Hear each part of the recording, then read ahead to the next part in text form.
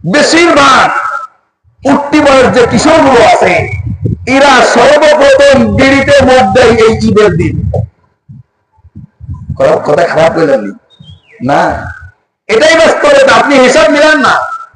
বন্ধুদের সঙ্গে ঘুরতে যায়, বন্ধুদের সঙ্গে আড্ডায় যায়, বিভিন্ন জায়গায় যায়, কি করে? 3 বন্ধুদের সিগারেট খায়, এই তো খায় না।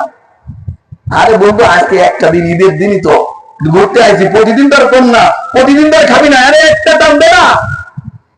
এভাবে পাম দিয়ে ফুসলায় ফাসলায় এই যুবকটার মুখে সর্বপ্রথম এই বিড়ি আর সিগারেট ধরাই দেয় এই ঈদের দিন, আনন্দের দিন। তবে আপনাদের জন্য একটা অফার আছে, যারা এই বিড়ি সিগারেট সর্বপ্রথম এক বন্ধুকে খাওয়ানো শেখান, এদের জন্য একটা অফার।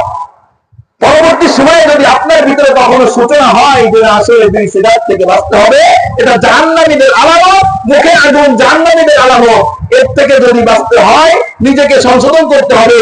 এই বুঝটা পরবর্তী সময়ে যদি আপনার ভিতরে কখনো আসে, আপনি বাঁচলেন, কিন্তু আপনি যে বন্ধুটাকে উদ্বোধন করে দিয়েছিলেন, সূচনা করে দিয়েছিলেন, ওই ব্যক্তি যতদিন ওই সিগারেটের বাসায় মুখ দিবে, আপনার আমল নামায় না খাইলেও সব দেওয়া যাবে, ঠিক না? সব না, ও একটা আংশিক আপনার আসবে, কারণ ওর পিছনে কৃতিত্ব তো আপনার, ঠিক কিনা? ও আজকের বিড়িখোর সিগারেট হওয়ার পিছনে তো কৃতিত্ব আপনার, সূচনা তো আপনার মাধ্যম দিয়ে হয়েছে। এজন্য আপনার আমল নামায় একটা কি হবে, ওর অংশ